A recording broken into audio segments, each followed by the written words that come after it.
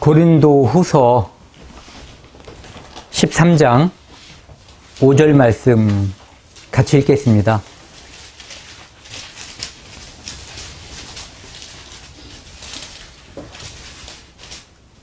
고린도후서 13장 5절 말씀 다 같이 읽겠습니다.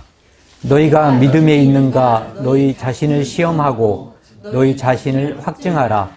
예수 그리스도께서 너희 안에 계신 줄을 너희가 알지 못하느냐. 그렇지 않으면 너희가 버리운 자니라. 오늘 시간에는 이 믿음에 대한 것을 한번 같이 교제하는 시간을 가지려고 합니다. 여기에 보면은 이제 사도 바울께서 너희가 믿음에 있는가 너희 자신을 시험하고, 내가 믿음에 있는지 없는지 내 자신이 나를 시험하라고 돼 있어요.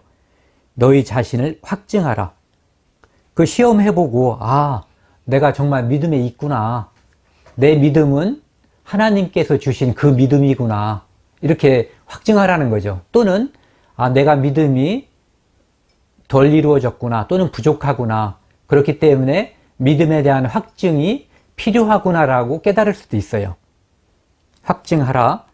예수 그리스도께서 너희 안에 계신 줄을 너희가 스스로 알지 못하느냐.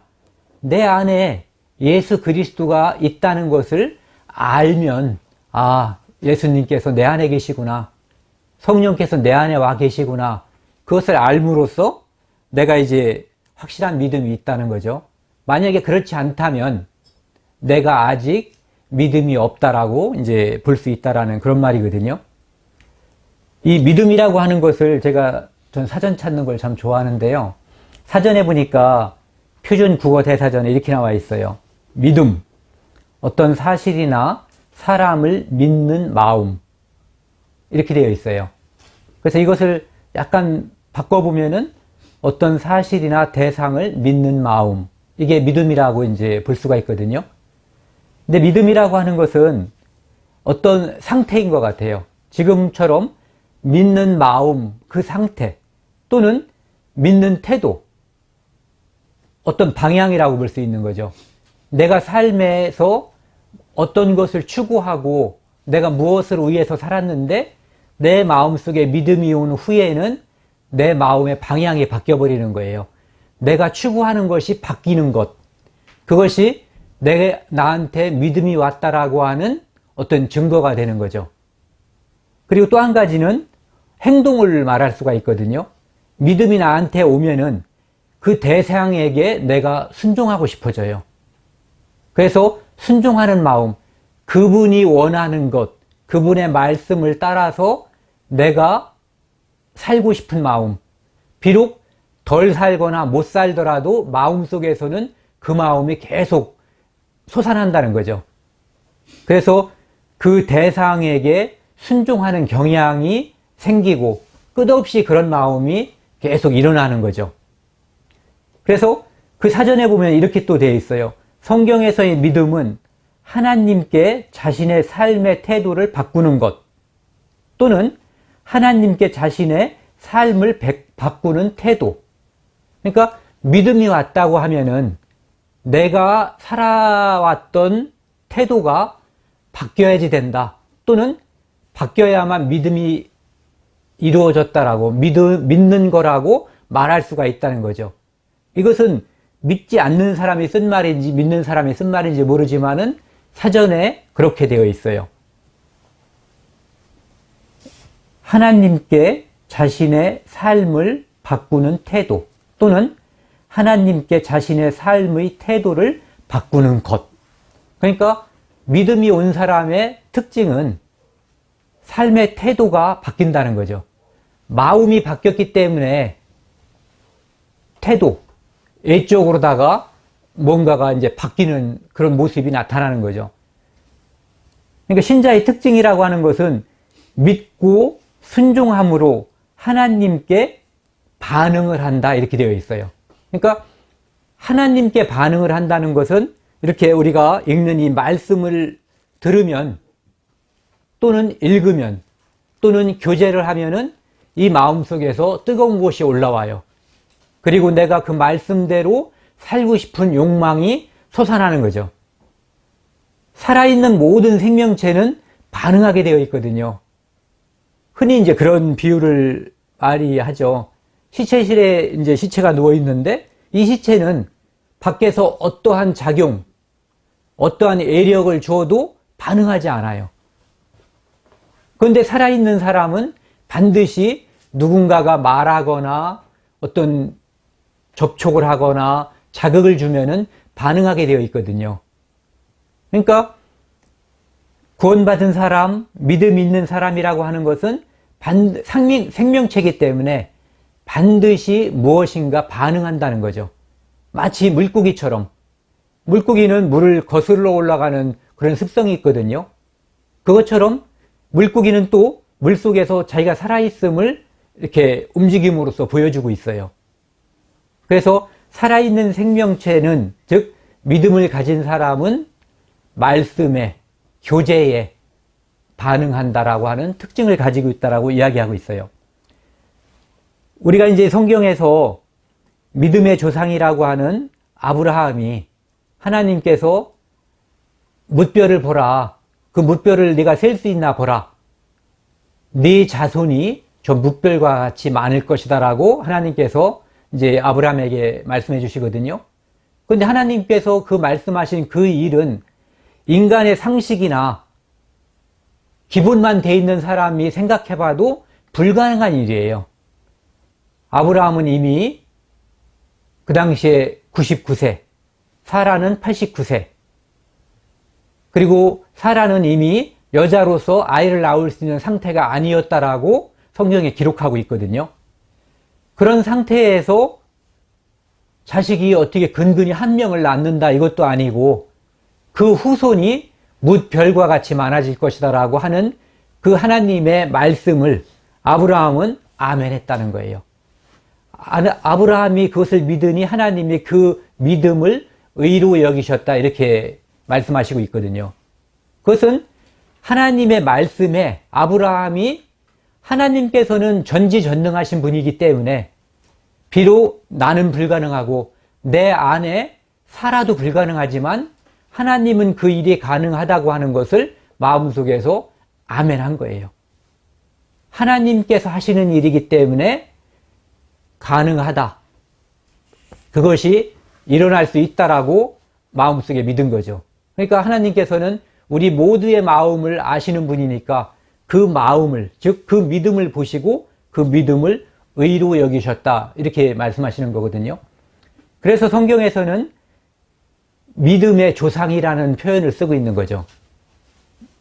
믿은 사람이야 세상에 많이 있지만 아브라함과 같이 완전히 불가능한 그것을 말씀으로 하실 때 그것을 마음속에서 아멘하고 주의 뜻대로 이루어지기를 원합니다라고 마음속에 화답했다는 거예요.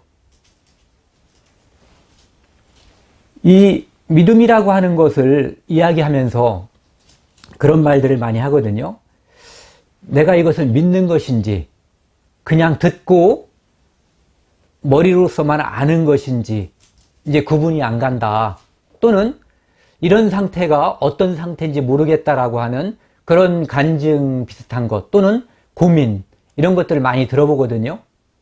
그러면은 저는 늘 그렇게 대답을 했던 것 같아요. 복음을 안다고 하는 것은 그것이 정말 안다면 그것은 믿어진 것일 것이다.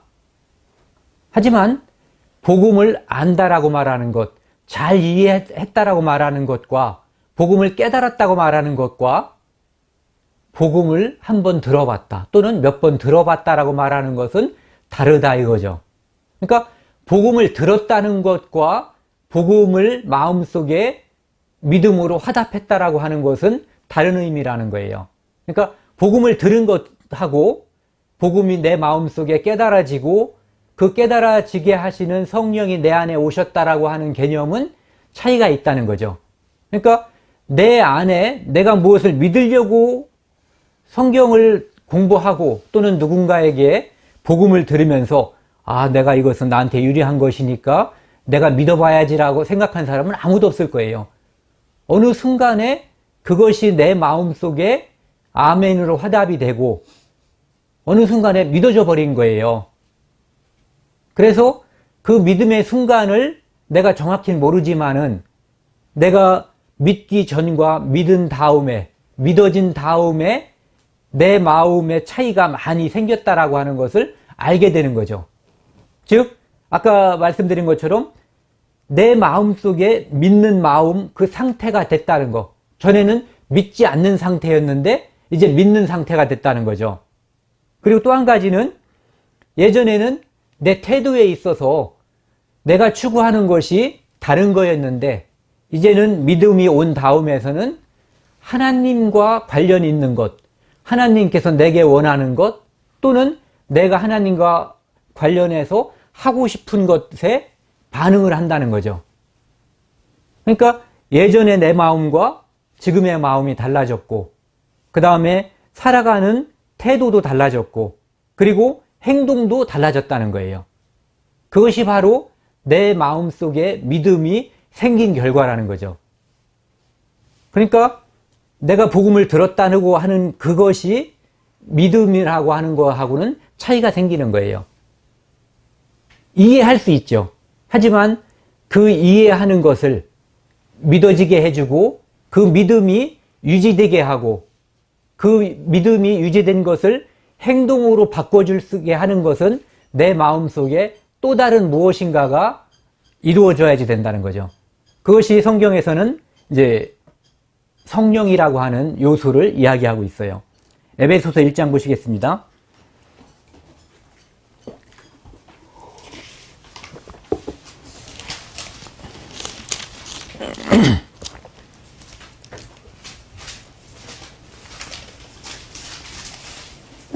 에베소서 1장 13절 말씀을 같이 한번 읽겠습니다.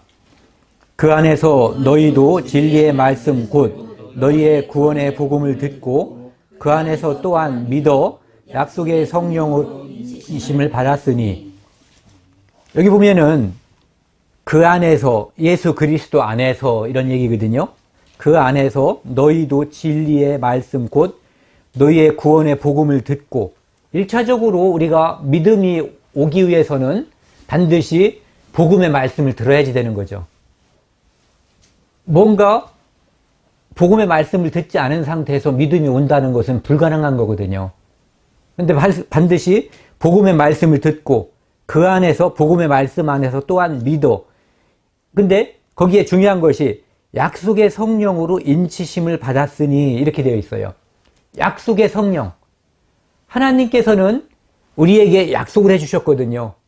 교회의 탄생도 약속해 주셨고 예수 그리스도도 약속해 주셨고, 예수 그리스도께서 십자가에 못 박히고 피 흘리심으로써 우리의 모든 죄를 용서해 줄 것을 약속해 주셨는데 그 약속에 대한 보증을 우리에게 주셨다는 거죠. 그 다음 구절을 보면은요, 이는 우리의 기업의 보증이 되사 이렇게 되어 있어요. 우리의 믿음을, 내가 똑똑해서 그 믿음을 유지하거나 내 의지가 강해서 유지되는 그 믿음이 아니라 하나님께서 약속의 성령으로 도장을 찍어 주셨고 또 하나님께서 우리에게 보증이 됐다 이런 얘기거든요. 보증. 그러니까 도장 찍고 보증이 됐기 때문에 우리 마음속에 이루어진 이것이 하나님께서 우리에게 유지시키기를 원하고 또 간구하시기 때문에 변하지 않는다는 거거든요. 그러니까 우리는 기억력이라고 하는 것이 별 볼 일 없어요. 뭔가 지금 기억하고 있는 것도 있지만 우리가 살면서 듣고 배운 것 중에 상당 부분을 다 잊어버렸거든요. 어떤 것은 물건을 또 잃어버리기까지 해요. 중요한 것을. 잃어버렸다는 사실도 잊어버리고 사는 경우도 있어요. 그런 경우가 제일 행복한 거죠. 그 중요한 걸 잊어버렸다는 것을 알면은 찾으면 다행인데 그 사실만 알고 잃어버린 것을 찾지 못하면은 이 마음에 불행한 마음이 떠오르거든요. 그런데 하나님께서는 우리에게 이 소중한 것을 선물로 주시고 그리고 그것을 잊어버리지도 않고 잃어버리지도 않게끔 우리 안에 도장을 찍어 주시고 또 끝까지 보증까지 해주는 거예요. 사람이 보증을 쓰면은 신세를 망치는 경우도 많이 있어요. 저도 예전에 교회 안에 형제님인데 보증을 서달라고 했어요. 별로 이렇게 좋은 마음은 아니었어요. 갑자기 와서 보증을 서달라고 했기 때문에. 근데 정말 힘들게 취직을 했다고 하면서 보증을 서달라고 하는데 이거 안 서주기가 좀 그래서 서줬어요. 기쁜 마음으로 서준 건 아니에요. 근데 저의 보증이라고 하는 것은 작은 거거든요. 그분이 사고를 친 것이 그분의 재산과 저의 재산의 범위를 넘어서 버리면은 둘 다 신세를 망치겠지만 그 회사로서는 더 이상의 보증의 의미가 없는 거예요. 10,000원인데 사고 친 게 100만 원쯤 되면은 98만 원은 그 회사에서 어디서 받을 수가 없는 거죠. 그런데 우리에게 성령으로 인쳐주시고 보증을 하신 분은 전지전능하시고 만유의 주인이신 하나님이시거든요. 그분이 보증을 했기 때문에 이 구원이라고 말하는 것, 우리에게 믿어진 이 믿음은 완벽한 거거든요. 변하지 않는 거죠. 누구도 빼앗을 수 없는 것, 내가 버릴 수 없는 것. 왜? 내가 취한 것이 아니라 선물로 얻은 거고 그것이 내 마음속에 하나님께서 유지하고 있기 때문에요. 복음을 유지하고 믿음을 유지하고 있는 것은 내 의지가 아니라 내 안에 있는 성령이거든요. 그렇기 때문에 그분이 나와 함께 영원히 계시겠다고 약속해 주신 그것, 그 보증과 그 약속이 우리 믿음의 근거가 되는 거죠. 그 뒤에 좀 넘기셔가지고요. 4장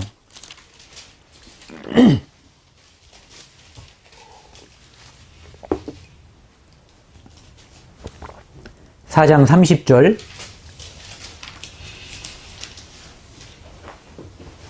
제가 읽겠습니다. 하나님의 성령을 근심하게 하지 말라. 그 안에서 너희가 구속의 날까지 인치심을 받았느니라. 여기도 보면은 성령을 이렇게 근심하게 하지 말라. 너희가 구속의 날까지, 여기서 말하는 구속의 날은 몸의 구원까지를 포함하는 완전한 구원, 영혼의 구원이 아니라 모든 것을 구원하는 완전한 구원을 이야기하고 있는 거거든요. 그런데 그 뒤에 보면은 그럼 성령을 근심하게 하는 일이 무엇일까? 31절부터 제가 읽겠습니다. 너희는 모든 악독과 노함과 분냄과 떠드는 것과 회방하는 것을 모든 악의와 함께 버리고 서로 인자하게 하며 불쌍히 여기며 서로 용서하기를 하나님이 그리스도 안에서 너희를 용서하신 것 같이 하라. 성령을 근심하지 않게 하는 것, 그것은 25절부터 이렇게 쭉 나와 있는데 결국은 보면은 인간답게 특별한 게 아니에요. 내게 주신 그 성령의 약속, 그리고 그것에 대한 감사, 그것으로 인해서 우리가 사람들이 흔히 생각하고 있는 괜찮은 사람, 좋은 사람으로서 살아가는 것이 성령을 해방하지 않고 성령을 근심하지 않는다라고 말했거든요. 그냥 한 단어로 말하면 죄 짓지 말라는 거죠. 죄를 지으면 성령이 근심하고 내 믿음이 흔들려 버려요. 그것은 구원받은 사람들의 공통적인 간증이에요.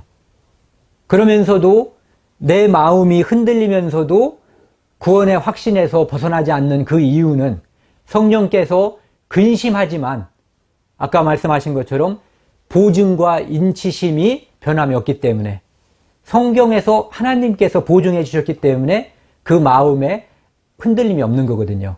그러니까 내 마음은 요동치지만 내 안에 있는 성령은 그 안에서 늘 함께 하시는 그 믿음을 유지시켜 주는 거죠. 로마서 8장 보시겠습니다.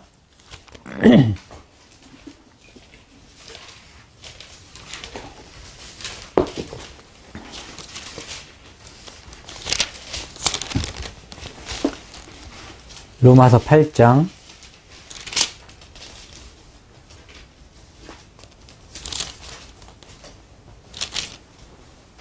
16절 말씀이요. 성령이 친히 우리 영으로 더불어 우리가 하나님의 자녀인 것을 증거하시나니. 여기 보면은 성령께서 증거한다. 그러니까 우리가 하나님의 뭐라고 되어 있죠? 자녀, 후사, 성경에 여러 가지 표현이 있는데 자녀인 것, 이것을 증거하시는 분이 바로 성령이라는 거거든요. 그러니까 성령이라고 하는 것은 우리 믿음, 우리 구원과 밀접한 관계가 있는 것이 아니라 꼭 필요한, 반드시 그분의 도움이 있어야만 이 믿음이 오고, 그리고 그 믿음이 유지되는 필수 불가결한 요소가 바로 성령이라는 거죠. 그러니까 사람이 똑똑해서 구원을 받는 것이 아니라, 그가 원해서 구원을 받는 것이 아니라 하나님께서 그 마음의 믿음의 상태를 보고 하나님께서 선물로 주시는 것이 믿음이라는 거죠. 그러니까 믿음이라고 하는 것은 하나님께서 일방적으로 주시는 거예요. 내 의지와 내 내적인, 뭐라 그럴까요? 지적인 상태에 관계없이 일방적으로 주시는 선물인 거죠. 그리고 그 앞에 보시면은 15장의 15절이요. 15절을 제가 한번 읽겠습니다. 너희는 다시 무서워하는 종의 영을 받지 아니하였고 양자의 영을 받았으므로 아바 아버지라 부르짖느니라. 하나님께서 우리 안에, 성령이 우리 안에 오시면 우리는 내가 생각에 그냥 나는 하나님의 아들이야, 하나님의 후손이야, 하나님의 후사야, 자녀야 라고 하는 생각을 가지고 있는 것이 아니라 하나님께서 법적으로 우리를 양자를 삼아 준다는 거거든요. 그러니까 내 의지가 아니라 하나님께서 선물로 주신 그것으로 인해서 내가 하나님의 자녀가 되는 권세, 특권을 하나님께서 준다는 거죠. 그러니까 법적인 요건도 하나님께서 충족시켜 준다는 거거든요. 그러니까 우리가 누구의 자식, 누구 부부의 아들 또는 딸로 태어나면은 법적인 효력이 있는 거거든요. 그분들에 의한 어떤 유산도 상속받을 수 있고 여러 가지 받을 수 있는 게 있어요. 그것처럼 하나님의 자녀로 태어나면, 믿음이 이 안에 들어오면은 바로 그것은 하나님의 후사, 양자가 되는 법적인 절차가 완배됐다, 이런 얘기죠.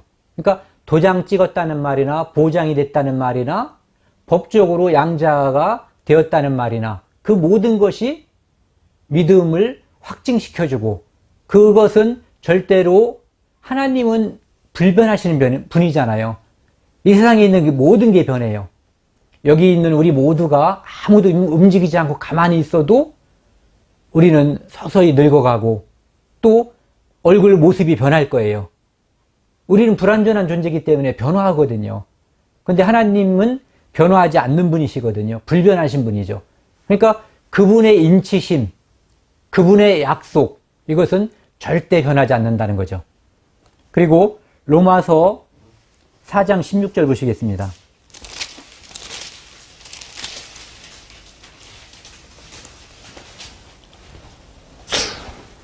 제가 읽겠습니다. 그러므로 호사가 되는 이것이 은혜에 속하기 위하여 믿음으로 되나니 이는 그 약속을 그 모든 후손에게 굳게 하려 하심이라. 율법에 속한 자에게 뿐만 아니라 아브라함의 믿음에 속한 자에게도 게도니 아브라함은 하나님 앞에서 우리 모든 사람의 조상이라, 이렇게 되어 있어요. 여기 저는 이 성경 말씀을 읽고 잘 안 들어와요. 그래서 제가 다른 것을 한번 찾아보니까 그 똑같은 성경을 한번 읽으면서 제가 읽어드리는 걸 한번 보세요. 이 공동번역인데, 그러므로 하나님께서는, 그러니까 주체가 누군가를 명확히 해주고 있어요. 그러므로 하나님께서는, 근데 여기서는 그러므로 후사가 되는 이것이 이렇게 되어 있는데, 여기서는 그러므로 하나님께서는 사람의 믿음을 보시고 그를 상속자로, 후사로 삼으십니다.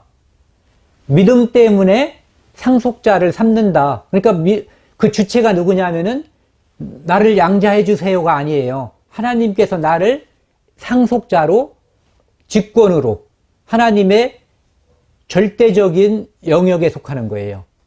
사무십니다. 이렇게 하나님께서는 또, 주체가 여기서도 또 하나님께서는 은총을 베푸시며, 이제 어떤 사람에게 은총을 베푸냐면은 율법을 지키는 사람에게만 아니라, 즉 이스라엘 사람에게만 아니라 아브라함의 믿음을 따르는 사람에게까지, 즉 하나님께서 이스라엘이라고 하는 육체로 태어난 이스라엘 민족뿐만 아니라 이스라엘 민족이 아닌 믿음으로 구원받는 사람에게까지, 즉 아브라함의 모든 후손에게 그 약속을 보장해 주십니다. 그 믿음을 보장해 주시는 주체가 바로 하나님이시거든요. 그런데 이스라엘 민족뿐만 아니라 이스라엘 민족이 아닌 사람들에게까지도 하나님께서는 그 마음속에 아브라함처럼 보지 않는 미래, 불가능한 미래를 보고 마치 듣고 믿은 것처럼 마음속에 믿은 모든 사람들에게 그 약속을 보장해 준다, 이런 얘기거든요.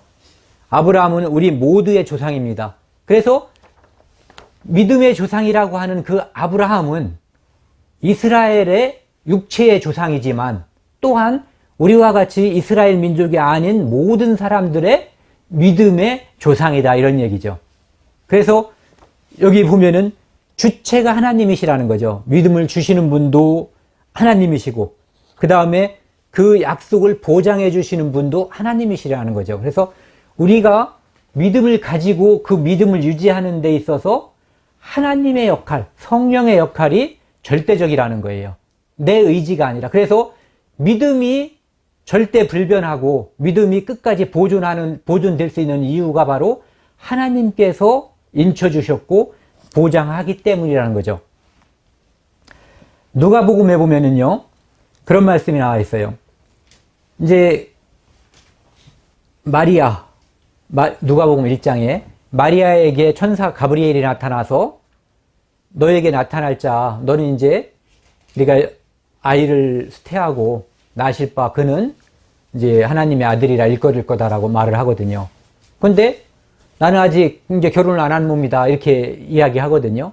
그러니까 그러면서도 마리아가 하는 말이 뭐냐면은 주의 계집종이 오니 주의 뜻대로 이루어지이다, 이렇게 이야기하고 있거든요. 한번 찾아보는 게 좋을 것 같네요. 누가복음 1장입니다.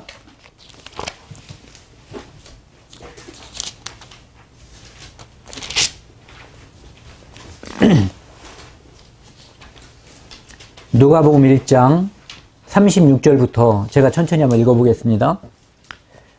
여섯째 달에 천사 가브리엘이 하나님의 보내심을 받들어 갈릴리 나사렛이란 동네에 가서 다윗의 자손 요셉이라 하는 사람과 정혼한 처녀에게 이르니 그 처녀의 이름은 마리아라.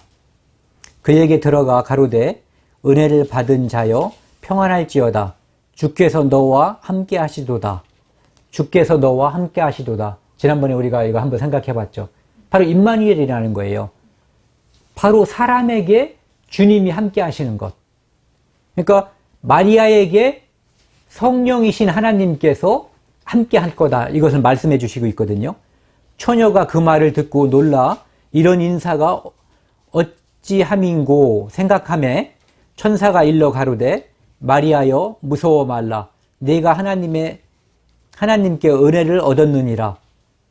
보라, 네가 수태하여 아들을 낳으리니 그 이름을 예수라 하라. 정말로 황당하게 갑자기 천사가 나타나서 수태할 거다. 그리고 그 아이의 이름을 예수라 하라. 이렇게 말씀하시고 있거든요. 근데 그 뒤에 37절에 보면은 대저 하나님의 모든 말씀을 능치 못하심이 없느니라. 마리아가 가로되 주의 계집종이 오니 말씀대로 내게 이루어지이다 하매 천사가 떠나가니라. 여기 보시면은 이 성령이 마리아에게 옴으로써 마리아에게 생명이 탄생하거든요. 그것처럼 이것은 임마누엘이라고 하는 거예요. 바로 하나님께서 사람, 우리와 함께 계시도다.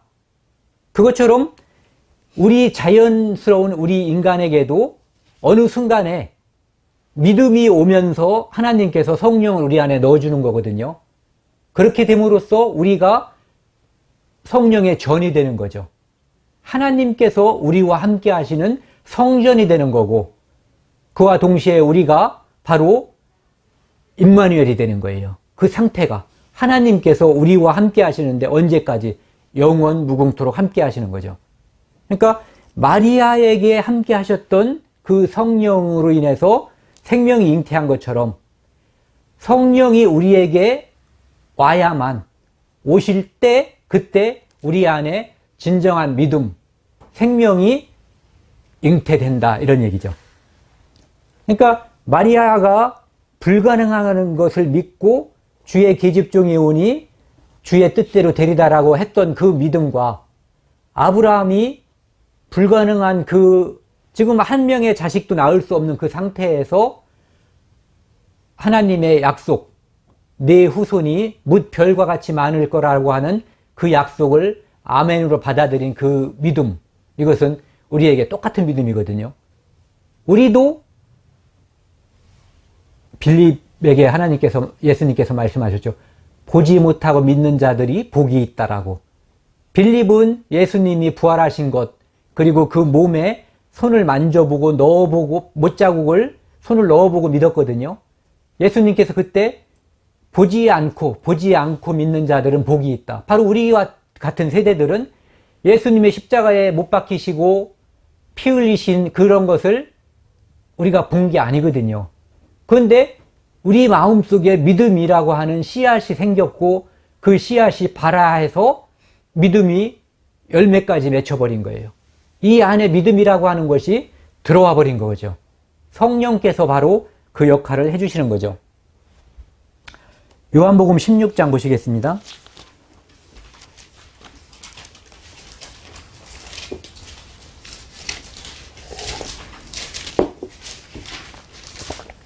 (16장) 13절.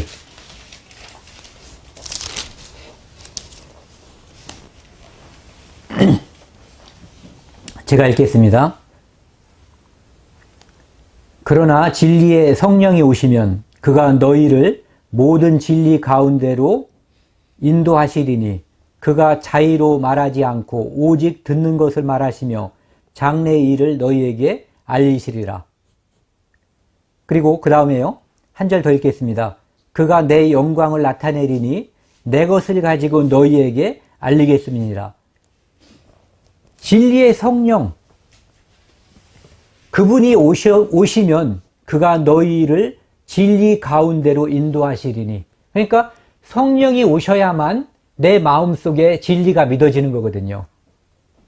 그리고 그 성령은 누구를 증거하냐 하면은 성령은 성령을 증거하지 않고 성령이 이 땅에 오셔서 하는 일은 예수 그리스도를 증거하는 거거든요.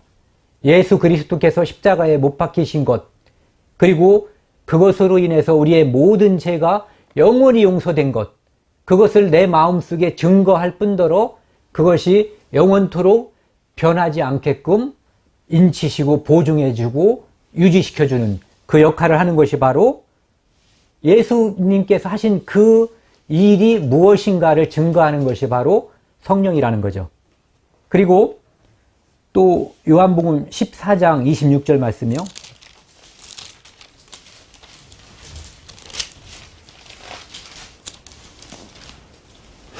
제가 읽겠습니다. 보혜사 곧 아버지께서 내 이름으로 보내실 성령, 그가 너희에게 모든 것을 가르치시고 내가 너희에게 말한 모든 것을 생각나게 하시리라. 예수님께서 십자가에 달리기 전에 예수님의 죽음이 어떤 의미인지 이거 다 말씀해 주셨거든요. 그런데 그때 제자들은 그것을 다 이해하지 못했어요. 하지만 예수님께서 부활하시고 오셨을 때 그때 그들은 그것을 알았거든요. 그리고 제자들한테 그때 알게 해주셨지만은 일반 사람들에게는 성령을 오순절 때 이 땅에 보내주시고 그 성령이 오심으로 인해서 모든 사람에게 이 믿음이 전파되고 모든 사람에게 이 마음속에 성령이 임하는 그러니까 특별한 제자들이 아닌 일반 사람들에게도 성령을 부어주시는 역사가 오순절 이후에 있었던 거죠. 그것처럼 여기에서도 보혜사, 보호하고 은혜를 주시는 선생님, 즉 예수님께서 이 땅에 자기의 사역을 증거하고 보존하기 위해서 보내신 분이 바로 성령이거든요. 그분이 이 땅에 오셔서 그 믿음을 보존하고 그 은혜를 보존하는, 그리고 또 가르치시는 역할을 하기 위해서 보내신 분이 보혜사거든요. 그래서 성령을 성경에서는 보혜사라고도 하고, 어떤 데서는 하나님의 영, 하나님의 신, 또 그리스도의 영, 뭐 여러 가지 이름으로 불리는데 그것이 바로 성령이거든요. 그리고 요한복음 16장 7절 보시겠습니다.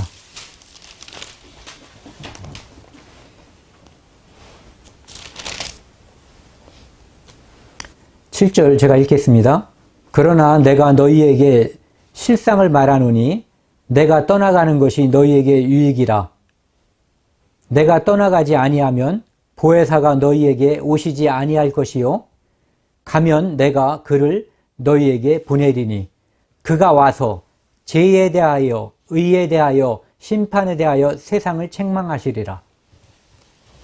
예수님께서 부활하시고, 일단 먼저 아직 이때는 이제 돌아가시기 전이니까요, 죽으시고 부활하시고 다시 또 성령을 이 땅에 보내주시면 그분이 오셔서 제자들에게, 그 사람들에게 뭐라고 말씀하냐면, 그가 와서 죄에 대하여, 성령이 죄에 대하여 우리에게 가르치시지 않으면 우리가 어떠한 죄인인지 깨달을 수가 없어요. 그리고 의에 대하여, 무엇이 의라고 하는 것인지, 십자가를 통해서 대속의 제사로 인해서 누가 의롭게 되는지에 대해서 성령께서 설명해 주시지 않으면, 깨닫게 해 주시지 않으면 우리가 죄도 모르고 의도 모르는 거거든요. 그리고 왜 심판을 받는지에 대해서 성령께서 알게 해주시는 거거든요. 우리는 성경 말씀을 배울 때 언제 그 일이 일어났는지 모르지만은 성령께서, 하나님도 알려주시고 가르치시는 분이니까, 보혜사가, 그리고 죄에 대하여, 의에 대하여, 그리고 그 믿음을 마음으로 화답하지 않는 경우에 심판대하여, 이 모든 것을 성령께서 우리에게 알려주신 거거든요. 그렇기 때문에 그 전에 알고 있는 지식과 관계없이 이 성령을 받은 사람들은 똑같은 믿음을 고백하는 거예요. 성령을 받은 사람이 이 복음에 대해서 다른 것을 말할 수가 없는 거죠. 그래서 그 안에 계신 분이 같은 분이기 때문에 같은 믿음을, 같은 간증을 고백하는 거죠. 로마서 8장 11절 보시겠습니다.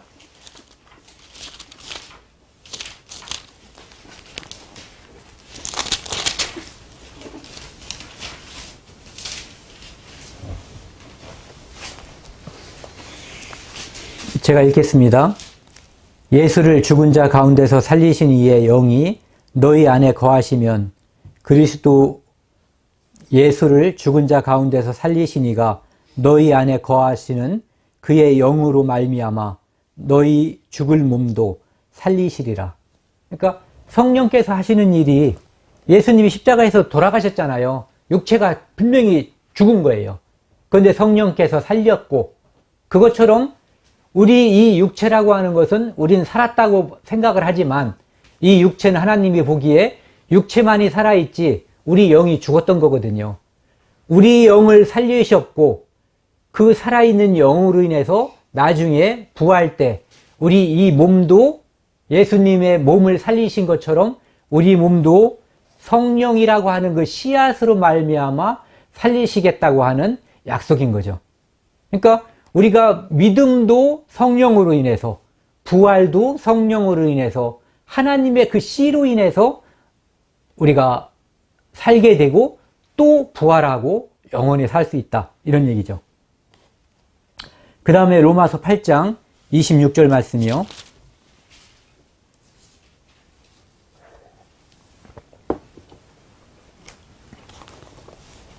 이와 같이 제가 읽겠습니다. 이와 같이 성령도 우리 연약함을 도우시나니 우리가 마땅히 빌 바를 알지 못하나 오직 성령이 말할 수 없는 탄식으로 우리를 위하여 친히 간구하시느니라. 우리 믿음은 연약하고 천국은 멀고 우리 삶은 팍팍하고 그럴 때 우리는 이 믿음이 있는 사람이 아닌 것처럼 행동할 수도 있어요.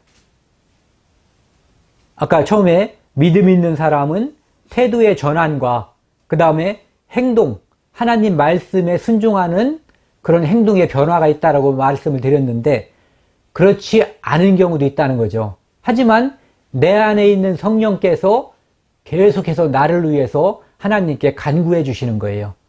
그렇기 때문에 내 믿음이 유지되고 내 마음이 다시 하나님께로 돌아가는 역할을 하는 것. 그러니까 내 믿음이 유지되는 것뿐만 아니라 내 마음도 성령께서 좌우하신다는 거죠. 다만 내가 하나님의 뜻대로 살고자 하는 마음이 있을 때 가능한 거예요. 그것이 아니고 성령께서 아무리 나를 잘 살게 하려고 북돋으려고 해도 내가 그것을 외면해버리면, 즉 이 그릇을 거꾸로 엎어버리면, 마치 이스라엘 민족이 자기들은 구원 얻음에 합당치 않은 자로 자처했다고 되어 있거든요. 예수 그리스도를 배척했기 때문에, 예수님이 누군지를 몰랐기 때문에 예수 그리스도로 인한 구원은 내가 안 받아들이겠다. 이렇게 그리스도인들, 아니 이스라엘 사람들은 배척했거든요. 그런 마음이 아니면, 우리가 하나님의 뜻을 따르려고 하는 그 마음이 있으면 성령께서 우리를 내가 무엇이 잘못됐는지, 무엇으로부터 내 믿음이 지금 잘못됐는지 몰라도 하나님께 내 믿음을 회복시켜 달라고 간구하면 내 안에 있는 성령께서 나를 위해서 간구해 주시고 내가 변화를 받을 수가 있는 거죠. 그러니까 성령은 죽을 몸을 살리는 역할, 그리고 우리 믿음을 다시 소생시키는 역할도 하는 게 바로 성령이라는 거죠. 그러니까 성령은 구원받은 사람에 있어서 시작과 끝이라고 볼 수 있는 거죠. 왜냐하면 하나님께서 끝까지 영원토록 함께 한다고 했기 때문에 그 안에 있는 성령은 우리와 끝까지 모든 것을 같이 하는 거예요. 동고동락을 같이 하는 거죠. 그리고 고린도전서 2장 말씀 보시겠습니다.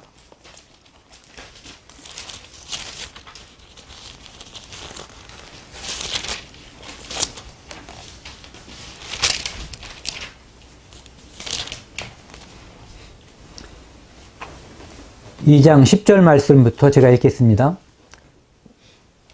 오직 하나님이 성령으로 이것을 우리에게 보이셨나니 성령은 모든 것, 곧 하나님의 깊은 것이라도 통달하시느니라. 사람의 사정을 사람 속에 있는 영 외에는 누가 알리요? 이와 같이 하나님의 사정도 하나님의 영 외에는 아무도 알지 못하느니라. 우리가 세상의 영을 받지 아니하고 오직 하나님께로 온 영을 받았으니 이는 우리로 하여금 하나님께서 우리에게 은혜로 주신 것들을 알게 하려 하심이라. 우리가 이것을 말하거니와 사람의 지혜의 가르친 말로 아니하고 오직 성령의 가르친 것으로 하니 신령한 일은 신령한 것으로 분별하느니라. 육에 속한 사람은 하나님의 성령의 일을 받지 아니하나니 저희에게는 미련하게 보이며 또 깨닫지 못하나니 이런 일은 영적으로라야 분별하느니라. 여기 보면은 성령이 하는 일에 대해서 성령이 가르치는 일, 그리고 이 13절 후반에 보면은 오직 성령의 가르친 것으로 하니 신령한 일은 신령한 것으로 분별하나니 육에 속한 사람은 하나님의 성령의 일을 받지 아니하나니. 이스라엘 사람들이 예수님을 배척하고 성령을 배척한 이유가 바로 그들에게 육에 속한 생각을 가졌기 때문이거든요. 예수님을 육체로 봤던 거예요. 마리아와 마리아의 아들인데, 요셉의 아들인데, 그가 우리와 함께 있는데, 그의 동생들이 우리와 함께 살고 있는데, 그리고 그들은 육신의 생각 또 한 가지가 있죠.